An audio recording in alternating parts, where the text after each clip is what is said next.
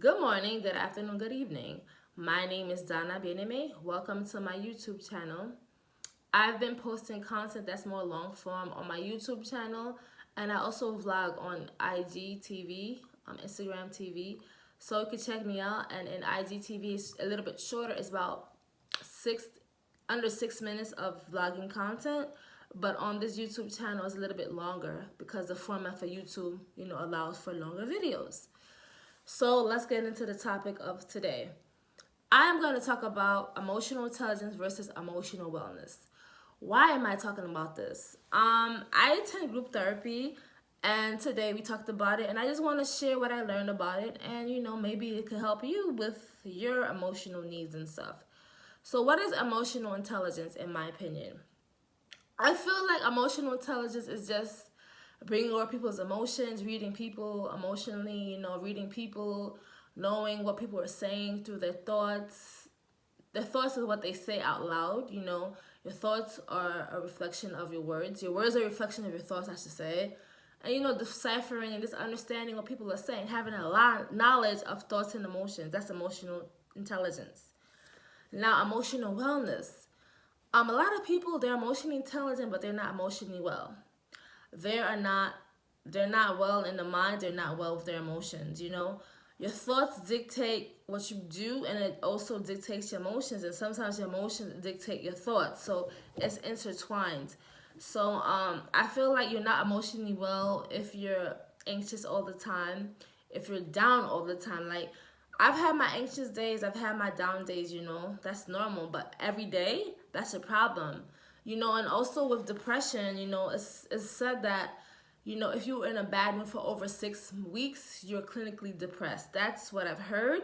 To don't take my word for it, but from my experience of being someone who has mental health issues, it is what it is. Like, if you have it more than 6 weeks, you don't have the blues, you're depressed, literally. Now, another indicator of, not being unwell, emotionally, is not having boundaries. Like, if you feel like you have to be everything to everybody, your emotional wellness is not too great. I struggle with that. I'm still working on it, but by God's grace, I've gotten better. I've learned to say no. Sometimes, you want to be perfect and you want to be everything to everybody, but you're not God. So try to set boundaries, if you feel like, you don't have any boundaries at all. That's another example of not being emotionally well.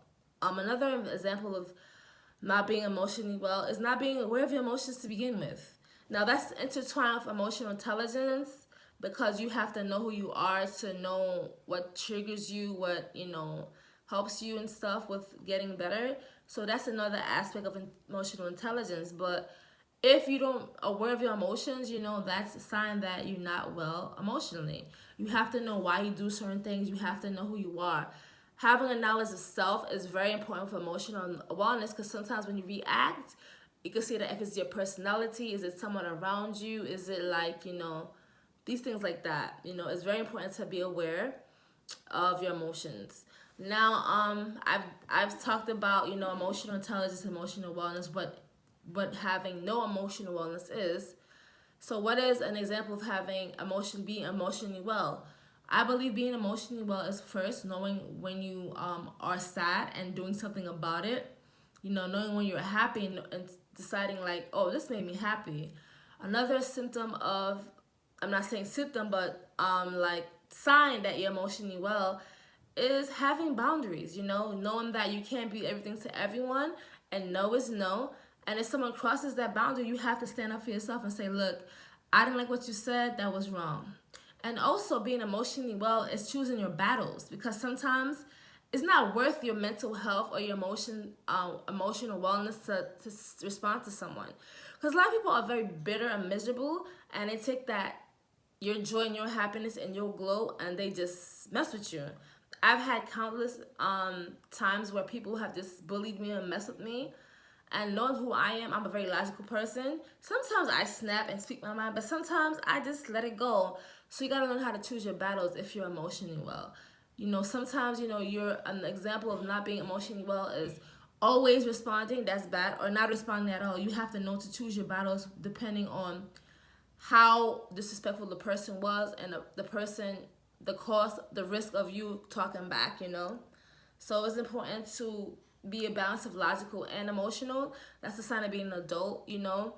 It's important to be in tune with your emotions, but always moving with emotions is not adult-like. And logical, you know, it's good to think and to process things, but you're not a machine. You have to have a little emotion in you.